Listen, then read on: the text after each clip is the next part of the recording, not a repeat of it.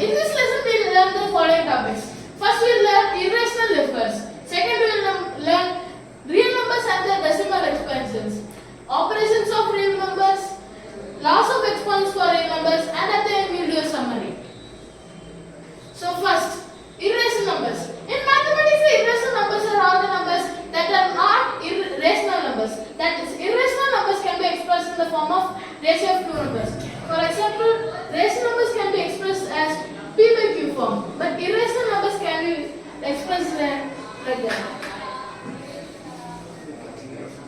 Next, real numbers.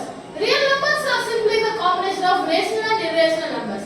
In number system in general, all the arithmetic operations can be performed on these numbers and they can be expressed in the number line. Examples 2, root 2, cube root 5, 1, 4, 70, etc. etc.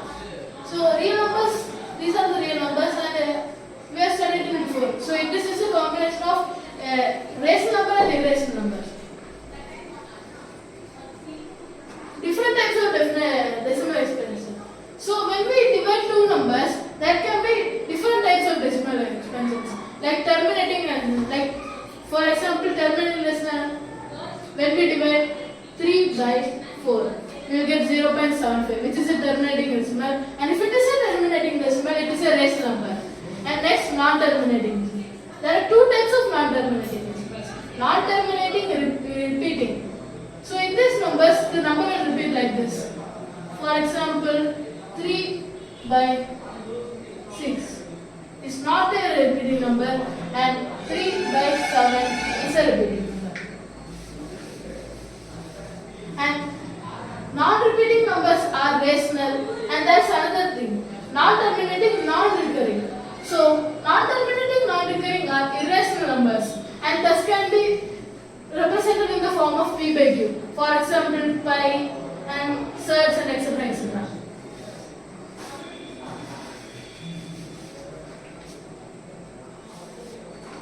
Next topic is operations on real numbers. So real numbers can be used in different operations and we can do some examples to understand that. For example, 3 plus root 3 into 2 plus root 2. If we multiply this, we will get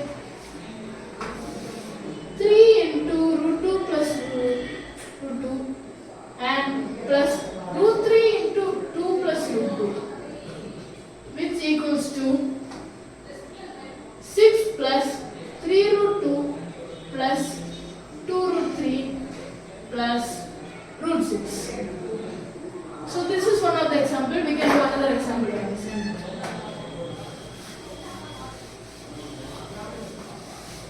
Rationalize the denominator of 1 by root 7 minus root 6. This is a very important question. So for that we have to first use the formula a square minus b square and write it in. So here this is the a minus b form. So we have to multiply with the a plus b form. So let's do it as 1 by root 7 minus root 6 into root 7 plus root 6 by root 7 plus root 6. We can multiply it like that because this actually is 1. So multiplying with 1 doesn't make any difference. So equal to root 7 plus root 6 into 1 is equal to root 7 plus root 6 by, this becomes a formula and becomes root 7 whole square minus root 6 whole square, which ends up as root 7 plus root 6 by 7 minus 6 equal to root 7 plus root 6. So let's go to the next topic.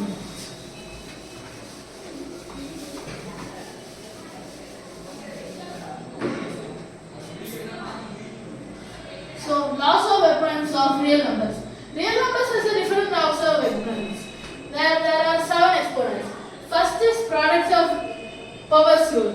So if we know two same numbers has two different powers, then the powers will add up like this. And the next is quotient of powers rule. If two same numbers having two different exponents, then the powers will subtract. In the same case, we will just put the minus. And the next, power of power rule. So if there is a number like a to the power 3 whole power 2. It would be written as a to the power 3 into 2, which is 6. And next is power of product rule. So two numbers having same power is equal to, like, a cube plus b cube equal to, can be written as, into b cube can be written as ab whole cube and 0 power rule. So if any number is to the power 0, then it is equal to 1. Next, negative exponent rule. X to the power minus 1 is equal to 1. So for example, 2 to the power minus 3 will be written as 1 by 2 cube. Summary. Here we will learn the main summary of this concept. The first is, a number R is called a rational number if it can be written as the p by q, where p and q are in it, which you studied earlier.